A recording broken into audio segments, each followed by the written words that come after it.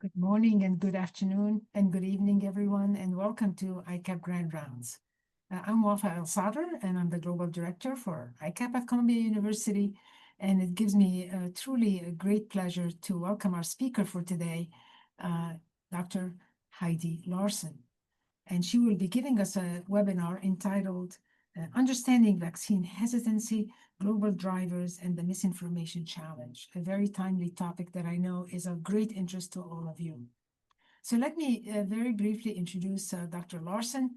Dr. Larson is a professor of anthropology, risk, and decision science, and the director of the Vaccine Confidence Project at the London School of Hygiene and Tropical Medicine. She also holds other professorships and positions, for example, at the Institute for Health Metrics and Evaluation at the University of Washington, and also at the University of Antwerp in Belgium. Most relevant to our conversation today, in 2021, Professor Larson launched the Global Listening Project and conducted a series of 70-country study that actually aimed to solicit public experiences and trust ecosystems during the COVID-19 pandemic. She also leads the Lancet London School Commission on the Emotional Determinants of Health, and I'm truly honored to be playing a very small part in that commission. She formerly held strategy and communications at the positions and influence at the UNICEF, as well as also served on WHO's SAGE working group on vaccine hesitancy. Most recently, Dr. Larson has also authored a very interesting book that I highly recommend called Stuck: How Vaccine Rumors Start and Why They Don't Go Away. In 2021, she was named by BBC as one of the 100 most influential women in the world and was awarded the 2021 Edinburgh Award for Science. So with great pleasure, I introduce Heidi Larson to give our webinar today. Welcome, Heidi. Thank you, Wafa. Happy to be here. Good morning, good afternoon. I'm going to talk today, as was just mentioned, on the mis and disinformation environment, which is getting more complicated by the day. Could we have the next slide? Every year, as some of you may know, the World Economic Forum issues their global risk report, and they do an assessment interviewing a lot of people in representative samples on estimating what are the perceived risks over the next 2 years and 5 years. But in the 2-year horizon, mis and disinformation was ranked the highest across all other things, even more of a risk than extreme weather events and conflict. And that I just thought was, and what was particularly striking to me was a few years ago, infectious disease outbreaks were top of the deck, and they're not even in the top 10 right now, which I'm not sure if that should be off the top 10, but anyway, just to make the point about the perceived threat of misinformation in this global survey. Next. One of the things that I just want to mention up front and is really probably one of my key points when we think about, and I talk about mis and disinformation, is we really cannot underestimate the role of emotions that are driving misinformation, disinformation. As a medical public health community, we often focus on the facts. I mean, facts drive our work. It's what we aspire to identify in our science. But fixing the facts is not going to fix our challenges with mis and disinformation. It is fundamental. We need to do that, of course. But I often talk about looking at, we really have to look at what is the fertile ground factor, what is driving it, how does this mis and disinformation resonate, and how much of it is actually accidentally shared, plausible information, and how much of it is purposefully driven, which is more the disinformation. Because in all my work in this area, and one of the points in my book is that the same rumor or pieces of mis and disinformation can have very different outcomes in different settings. In some countries, it can totally suspend a health program or a clinical trial, and in another, it just rolls off and fizzles out and dies. So we study as much the environment and emotions, both public, private, and the contagion of emotions play a key role. Next. One of the examples I want to bring attention to, and this is on our website, we did a lot of work around in the West Africa Ebola vaccine trials, and this is a video that I had one of my key researchers and a video maker shoot in Ghana. This was a situation where a rumor from the US landed in Ghana about saying that, they were recruiting people in maternity wards for an Ebola vaccine trial, which created public outrage. And there were, in fact, 2 phase 1 trials under discussion, but they hadn't started.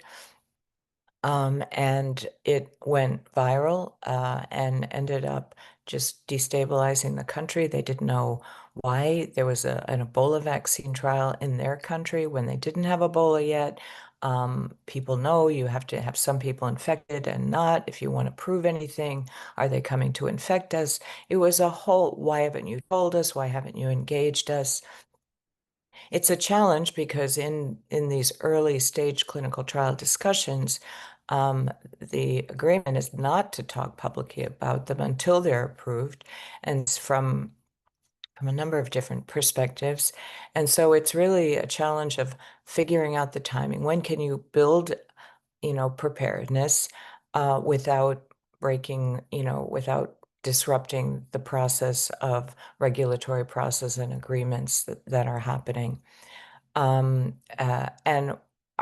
we wrote a paper on it, but I really encourage you to, if this is on our website, if you just go to vaccineconfidence.org and search controversial Ebola trials, it'll take you to this. It's a 10-minute video, but we really interviewed many different perspectives, from the FDA perspective, the parliamentary perspective, a number of journalists, local leaders, just a number of different voices that created this disruption, because we really try to do documentation of how these things unfold to help us understand how we should anticipate these things. This has now become part of the University of Ghana Medical School curriculum, along with the academic paper. And they said, please send us more of these problem-based learnings. We learn all the ways we're supposed to conduct trials. We learn all the ways we're supposed to do things. But they always assume that they work. I mean, if you do the things you should do, and don't look at what happens when people or countries don't want the good things we have done, we have planned from a health perspective. Next slide. In 2018, Nature had asked me to write a perspective on, there was a lot of attention, particularly on the heels of Ebola, but also H1N1. There was an epidemic of committees on preparedness and discussions, and a lot of attention to pandemic preparedness. H1N1 wasn't as big as we expected. It was actually pretty damaging, but not at the scale that we had expected. And then we had the unexpected West Africa Ebola outbreak in settings that were not typical of where Ebola had been his typically having outbreaks. So in the context of that attention to pandemic preparedness, Nature asked me to write a perspective on it. And I really was trying to flag we cannot underestimate the risks of viral misinformation. Next. And I have to confess, I didn't expect it to be as bad as it became after all. The impact of the severe misinformation that we experienced during COVID was pretty dramatic. We in the Vaccine Confidence Project, we do a mix of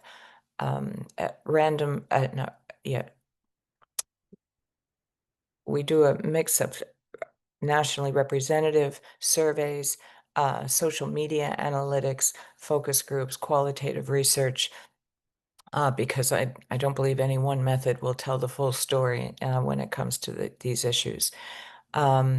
And as was mentioned before, we did a 70-country study to understand people's experiences during COVID. But because of the Vaccine Confidence Project, and we had established a vaccine confidence metric already in 2015, we had a lot of pre-COVID data on public confidence in vaccines. And so we had 55 countries where we had both pre and I'll say post-pandemic because we still have COVID, but between pre-COVID and 2022, 2023. And we saw that 52 out of 55 countries had a not insignificant drop in public perceived confidence of just the importance of childhood vaccines. Which was pretty shocking. I mean, we probe confidence in the importance, safety, effectiveness, and religious compatibility of vaccines. Those are the four pillars of the Vaccine Confidence Index. We had seen typically perceptions of safety go up and down in some settings. We had never seen such a drop in perceived importance of vaccine. And why did this happen? Well, the more we've tried to interview and understand and showing a lot of this data to people, people were angry. This was not a response to just the pressures to get vaccinated during COVID. It was the collective sense of government control at many levels that angered some people, that frustrated people, and some people just reacted by against the vaccine. When we were monitoring all of this before COVID, we saw that that public trust issues around vaccine and questioning and misinformation was typically in groups online that were parents looking, maybe some adolescent girls in HPV, but very clustered with populations that were thinking about vaccines for whatever reason. What happened during COVID, we saw these different groups, the critical vaccine conversations online merged with the far right movement and anti-GMO, and all these groups that were against, where they came together was anti-government control. And that just really created an unprecedented swarm and expansion of the criticisms about vaccines. Next, please. So coming out of COVID, there's no turning back. We bit the apple, so to speak. There were also I learned and our group learned that before COVID, the age group, probably between about 40 and 60, 65, who were an age group that weren't thinking about vaccinating young children. They were not particularly looking online for information on vaccines, had no clue how toxic the online, particularly social media space was about vaccines, and were exposed to it because everybody was pushed online to look for information on vaccines during COVID, and it really just spread the perceptions and the awareness of the criticism, of the questioning about vaccines, which many people didn't even know about. This landed on a landscape that was already wobbling. There was already a growing public questioning, and particularly people questioning around school mandates for vaccines, and just a whole spectrum of people who had been starting to question.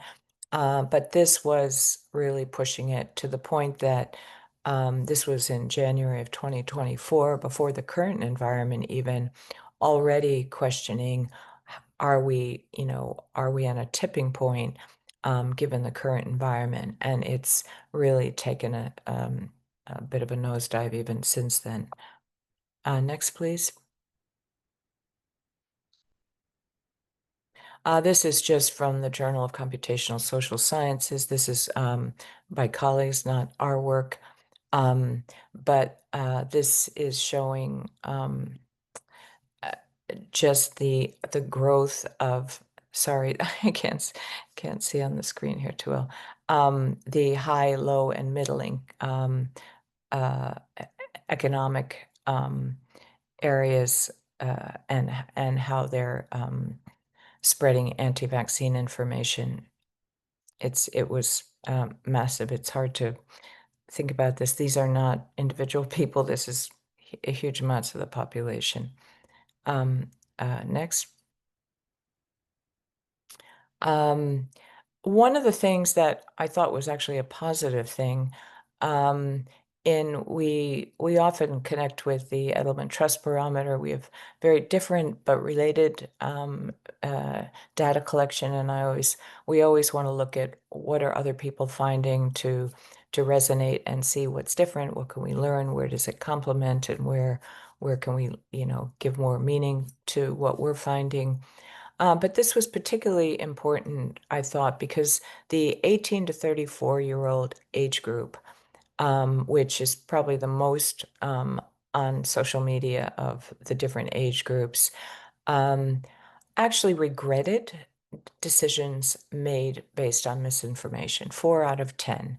And I think that regret at that age is an important thing because it reflects that they have a consciousness that actually they should pay more attention to vaccine, to not just, this is about misinformation more broadly, not specific to vaccines.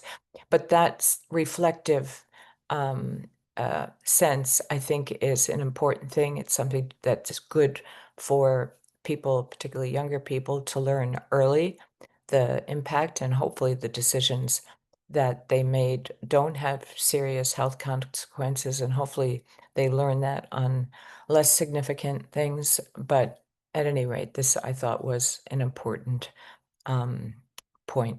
Next, please. I think a number of people have asked me, and I believe there were some questions even for the discussion today on, given what's going on in the U.S. and the very high levels of authority that are sharing uh, non-evidence-based messages, and that there are situations where you don't want to build trust in certain sources. And what are the implications for what's going on in the US for the global community? It's very serious. This is a Lancet piece that I published with my colleague Simon Piontek, who has been leading our social media analytics, and over the last 5 years, has now started a separate group because our UK government funding got cut, but we still collaborate closely. And we looked at the impact, and basically, we're already seeing the knock-on effect globally. And what we're talking about here in this article in the Lancet is that we're looking back at the trends that happened during COVID as a signal of how how misinformation from the US spreads. So we have the experience of COVID to see the the nodes, the networks, the spread, and so much of the mis and disinformation that has impacted health programs and individual and political perceptions globally emanated from the US. It gets translated and adapted to local settings, but already 13% of that misinformation that was being purported was coming from RFK Jr. and the Children's Defense Fund. 13%, that was during COVID. But we talk about specific impacts, and I encourage you to have a look. And this was only looking at the social media context before COVID as the reference, and think of this on steroids, so to speak, in the context of AI, and not just text-based misinformation, but visual images and videos actually are entering this space. Next. I'm going to just give another example, which is Japan. And one of the big issues coming out of COVID from a scientific and public health perspective that's very concerning is that we had billions of people around the world who accepted the COVID vaccine, billions, and that's billions of doses, I should say. And what we're seeing is that people took the vaccine because they felt they had to, but they resent and regret, and some of them are quite angry that they had to take it, but they took it because they wanted to go to that restaurant, they wanted to travel, they wanted to do things.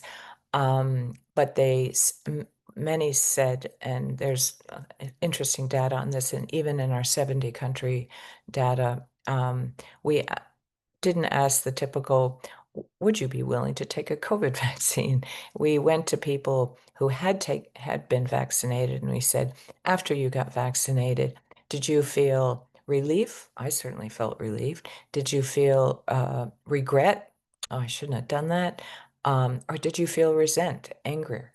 And what we saw in France, INSERM, the National Health and Science group, had done a fascinating time perspective on these questions over the year 2021.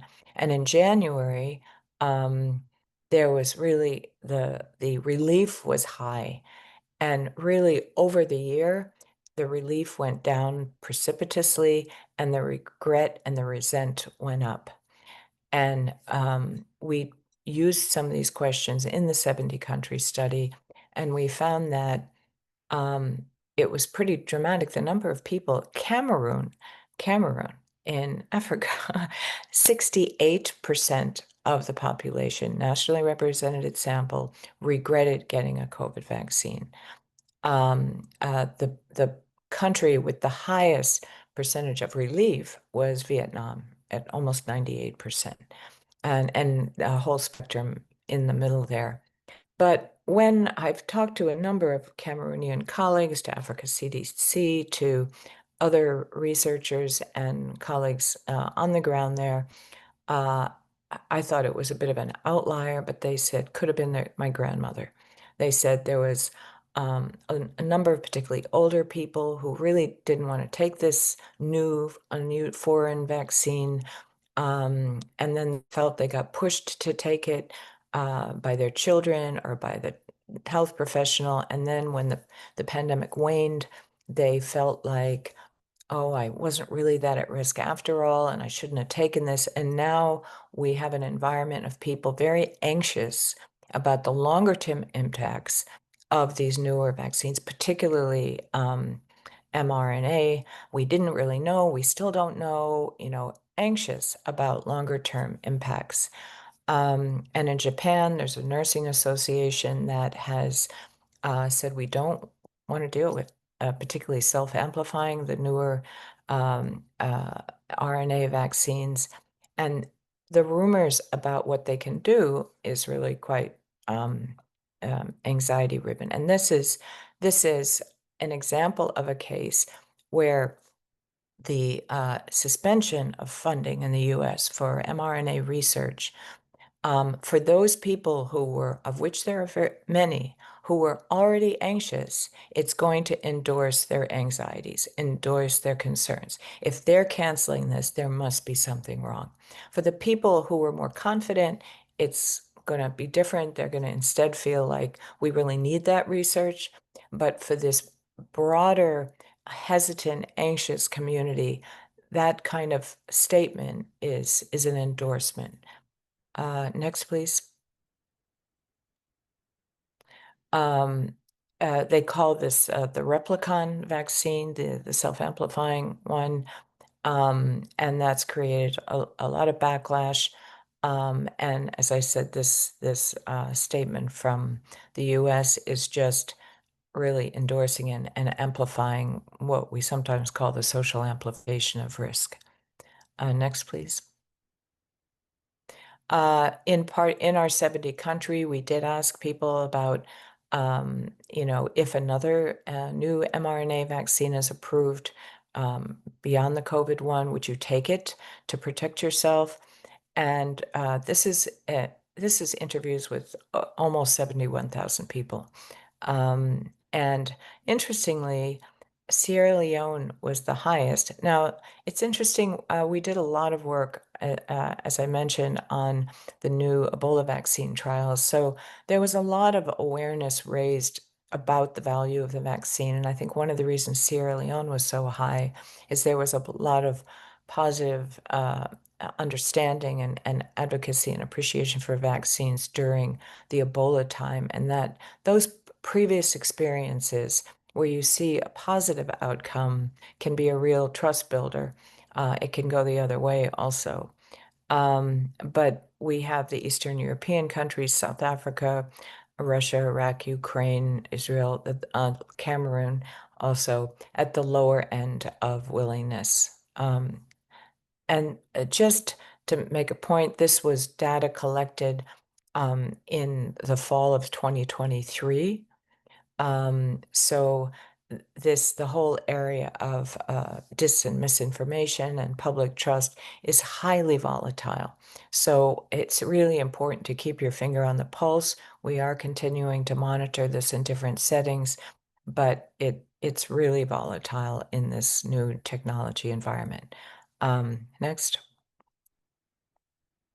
We've done a major, this is a 740,000 Twitter posts globally on mRNA and perceptions. And as you can see, the negative, the biggest bar on the bottom is the negative sentiment. The neutral sentiment is blue, and the very narrow top, the pale green, is the positive. So we have a very, and this was much more recent. This was done later in 2024. Next, please. This was another deeper dive in the 70 country study. We took 11 countries within that and did a deeper dive on some new technologies and issues. And one of them was on mRNA. And we looked at perceptions of whether mRNA vaccines are safe.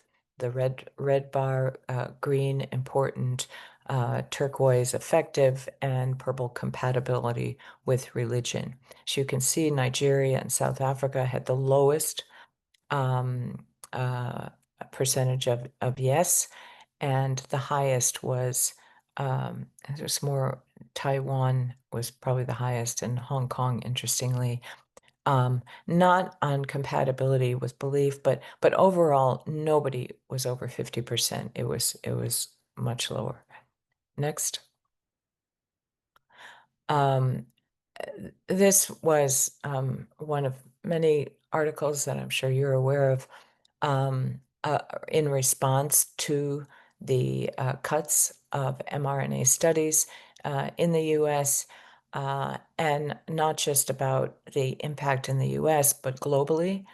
I think it's an acutely important time now that we are building awareness and confidence about what is an mRNA vaccine and therapeutics. Um, I think there's a lot of lack of really understanding, and we really need to do that before more vaccines and more therapeutics come down the pipeline. Even though the US has stopped funding, the rest of the world has not, and there still are investments in research, and things are moving forward. But it's really important now, and we didn't do enough of it before introducing the COVID vaccine. We had a whole year in 2020 to be talking about the different candidate vaccines that were in the pipeline.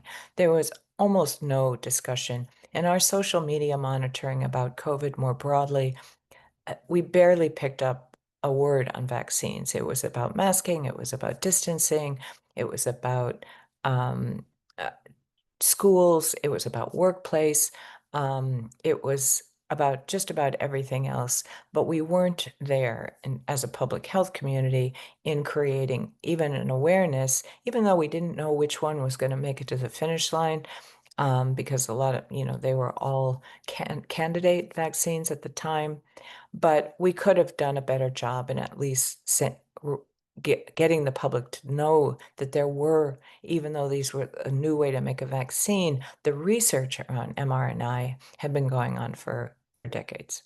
And it turns out that the biggest awareness raising about the particularly mRNA COVID vaccine was a Pfizer press release.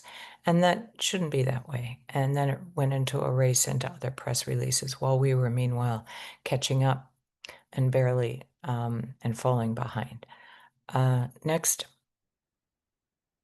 I have to say, I have been really shocked in some of our surveys on what people understand about mRNA. And in Texas, there was a bill put on the table to not to forbid mRNA vaccines in the state, and there was a list of things that they wanted to ban or not allow in the state. And one of the things was, and we want no mRNA in our food.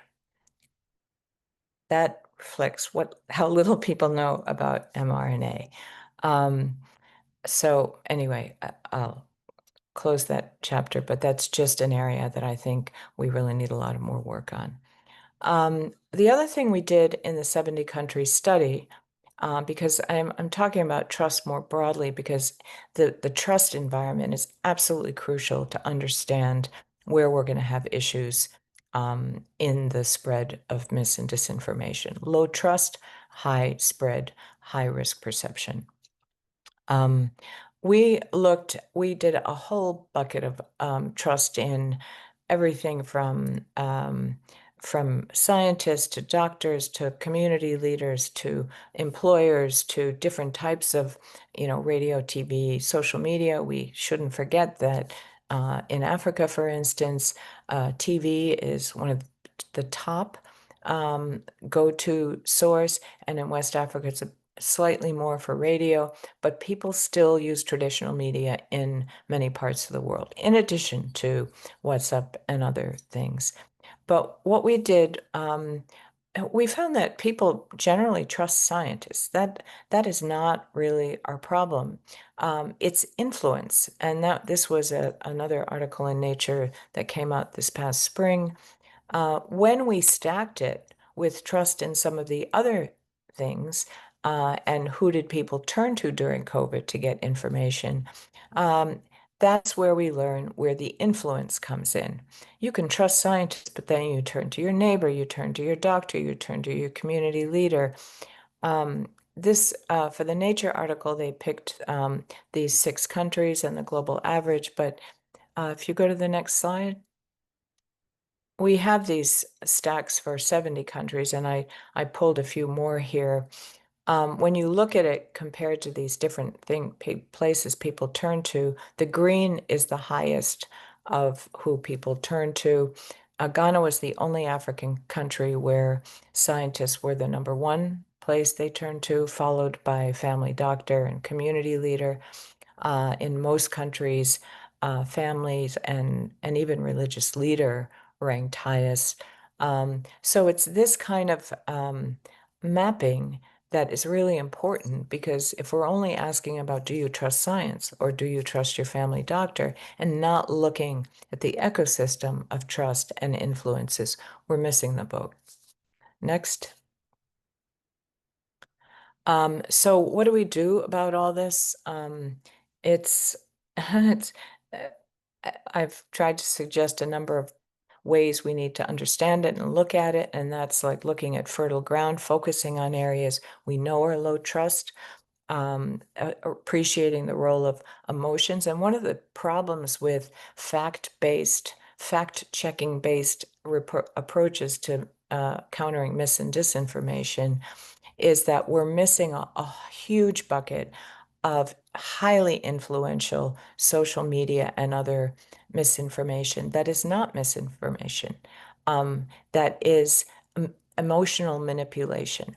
The people pushing out purposefully unevidenced, non-evidenced information know the regulations. When there's new regulation, they change their tactics. Instead of saying something like X is in vaccines, don't take it, they say, do you really know what's in a vaccine? They're prompting questioning. They're prompting people to question. They're manipulating people's emotions in ways that you cannot take it down, because there's no real misinformation in that. So one of the things we're doing, we started, actually, it's the first Nature Commission, and we're doing it with Nature Medicine, and it's on quality health information. And we just had our first major meeting at the Berlin World Health Summit. This was launched, which frames what we're about doing, and we'll be working hard on this in the coming year. We're taking a number of different perspectives, but also, how can we create a quality health information environment? And quality means taking account not just the facts, but the context and the relevance. And so have a look at this, and if you're more interested, feel free to contact me. Next, just these last couple slides. Another thing is really the importance of being hyper-local, hyper-relevant, and getting young people. There's a lot of people who are young without jobs that are looking to be engaged. The more we engage them, and the younger, particularly 18 to 24-year-olds, are the most angry of all generations. Because during coming out of COVID, because they felt they had to pay the price for what they perceived as an older person's disease or problem, that they weren't going to be seriously infected. Why did they have to miss their school, their social life, their new jobs? And why did they have to put themselves at risk of a new vaccine when they didn't feel as vulnerable? But getting them involved, getting them engaged, this is around polio, but these kind of tactics are engagement. So it's much more about engagement beyond just the communication. Next. This is my book that I mentioned, and it's the second edition out. This came out literally on the eve of COVID in March of 2020. And because, and funnily enough, the last chapter is Pandemics and Publics. This is the table of contents. There's a 2022 edition where I have a prologue reflecting on COVID. And the last thing is just our website.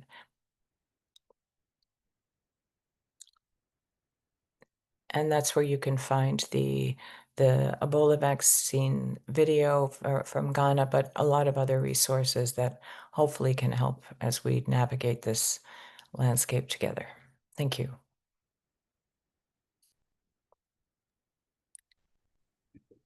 Okay, great. Heidi, thank you so much. That was really terrific. Very clear. We have a number of questions that have come in, and if others want to ask questions, please add them to the Q&A box. So I will first take one. I will summarize it as asking for how to give advice to not a scientist or public health professional, but to ordinary people, ordinary persons. If ordinary persons are talking to doctors who themselves do not get vaccinated, how can they trust what that person is saying? If an ordinary person trusts what others say more than scientific evidence, how can one instill confidence that the vaccine will still be beneficial? And then if there are stories in the media about post-vaccination complications that are highly publicized, how can an ordinary person trust that they will not be the next news story? I think, and there's a similar question, I'm going to kind of fold them together to say, what are the best practices for debunking disinformation and countering disinformation? And you must have some thoughts on that. Great. Just on the first on your first point of, who do you turn to in this current environment?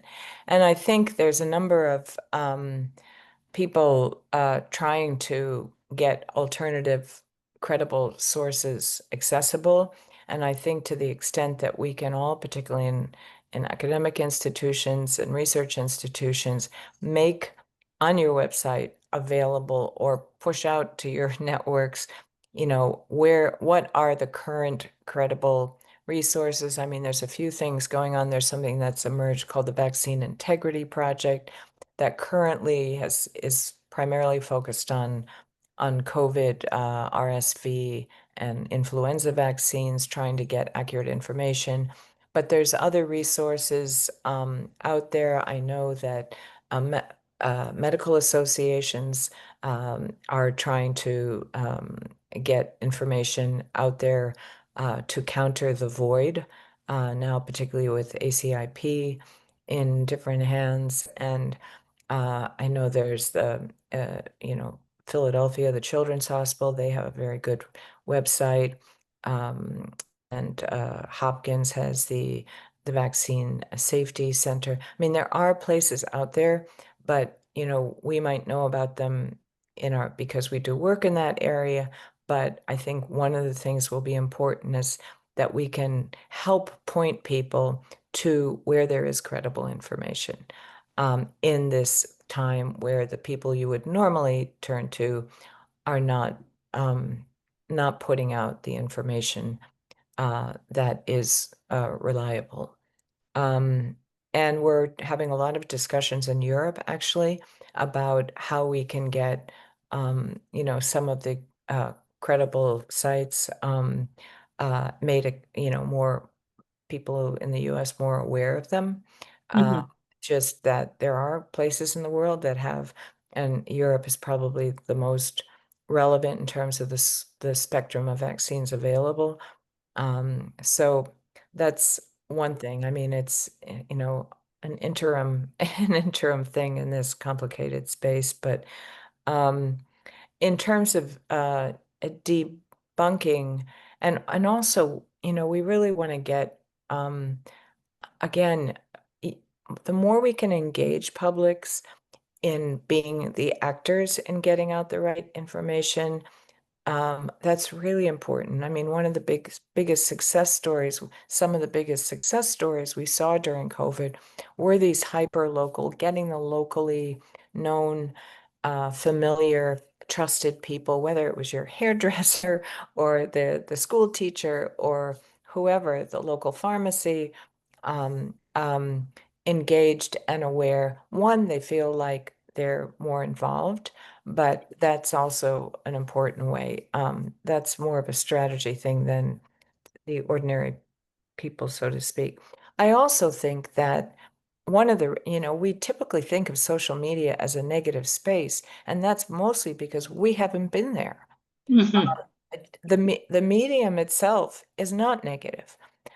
It happens to, we have rolled out the red carpet because the scientific and health community has been very anxious about going there. And it's left the space wide open. We need to flood that space with, not in reaction to specific posts, but with accurate information so that we get more of an alternative, credible view. On the debunking, I worked with we actually convened a consortium of universities working on this space, and one of our collaborators was from Cambridge, and the whole work on debunking, which is a bit of what I was mentioning before about mRNA, get information out there, anticipating where the questions are.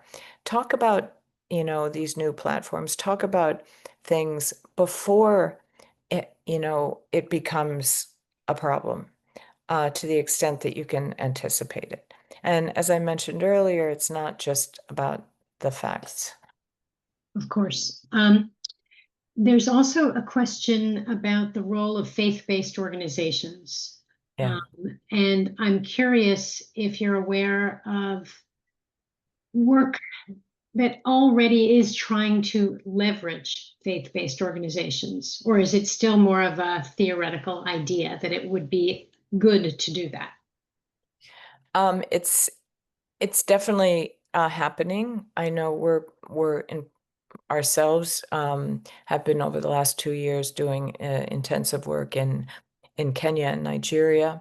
And the Gates Foundation has a whole new area of work, particularly on how to engage religious leaders. So there's quite a bit of increased work on this space, but it's not new. I mean, even when I was in UNICEF, oh goodness, that was already 20 years ago, we did a whole thing on engaging religious leaders, building trust around in science. So there's plenty of good evidence, but it's not all, religious leaders are different. And you can get a general, like WHO managed to get an agreement with the Organization of Islamic States that polio vaccine was acceptable, even though it had porcine in the gelatin for the oral, that it was far enough away from the pig that it's acceptable and it saves children's lives. Well, that's at a global level, but locally, imams in different settings had different points of view. So whatever engagement you're trying to do, but the more we do the engagement, the less we see that some of these religious leaders go off-piste because they feel left out. They feel like they're not engaged. So they create a different story. Yeah. So this is another area of engage early, and that's another mode of pre-bunking. Sure. Great. Wafa, I think you have a question. Do you want to go ahead and ask your question? Yes, sure. And thank you, Heidi, for really a very comprehensive presentation and a lot of insights that I think we can hopefully take forward. The question I have is, I wonder sometimes about, the fact that the COVID-19 vaccine was the first kind of adult vaccine where the population that was targeted was adults. I mean, the first vaccine where it was really for adults Everybody. primarily, right? And we know that globally, and this is something obviously that people in infectious disease like me and others have been saying, there's an underutilization of adult vaccines, whether it's the flu vaccine or zoster vaccine. And this was the opportunity with an adult vaccine to highlight the importance of adult vaccination. And I'm wondering, because it was focused on adults where people had that kind of idea of a choice for themselves rather than for their children, that every mother wants to protect her child more or less. But the idea of having an adult vaccine brings into maybe highlights that the option, the choice issue by an individual himself or for himself or herself. So anyway, I'm just wondering whether have you, it's kind of, these are a bit different from childhood vaccinations fundamentally, and how do you see that as an engine that created the increase in hesitancy and misinformation and so on? Well, I think it became an engine because we hadn't really done much with adults, and it was kind of Right. an empty Mhm. tabula rasa. Right. And they all got exposed to stuff that they weren't aware of, and then all of a sudden, all Mhm. of them had to think about this thing. I think, again, for the next whatever. I mean, there are more adults vaccines coming down the pipeline already. There was growing attention to kind of life course vaccines because a lot of vaccines were made for people to live this long. So we need boosters, and new vaccines are coming up. And I think it is an opportunity to change that. I mean, I think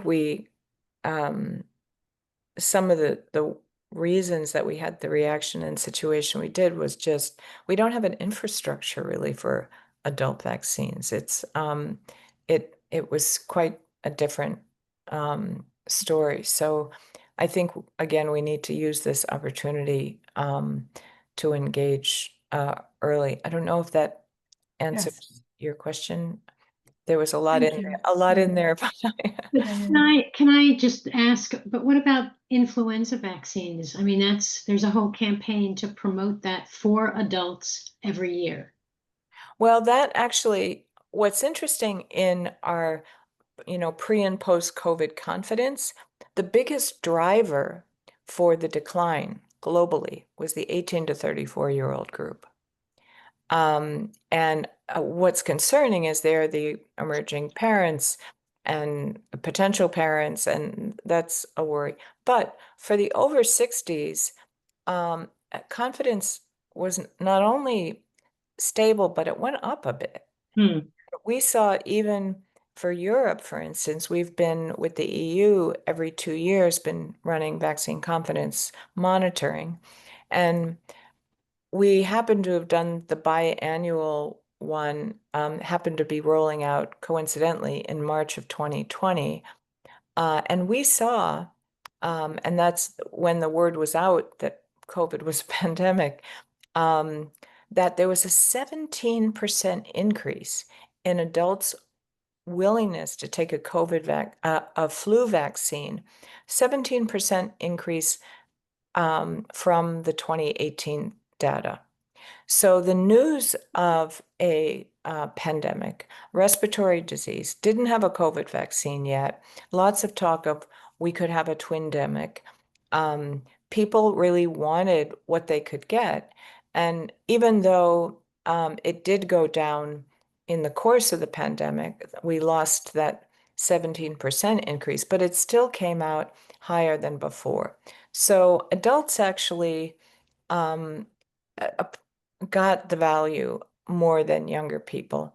What worries me is that we really lost a lot of our younger population on COVID. And if we get an H1N1, or not H1N, an influenza pandemic, it's really gonna the younger ones and productive and reproductive ages are going to be even more vulnerable than they were with COVID. It won't be just older, and we need to anticipate that because it'll be a very different story. Right. Okay. There's a question on the relationship between vaccine disinformation and authoritarian regimes. If you have any comments on that, and perhaps I will combine that with also a question about disinformation and violence, and are those connected, and how might one avoid it if you think that there is a clear connection? And we'll be wrapping up after that. So. Okay.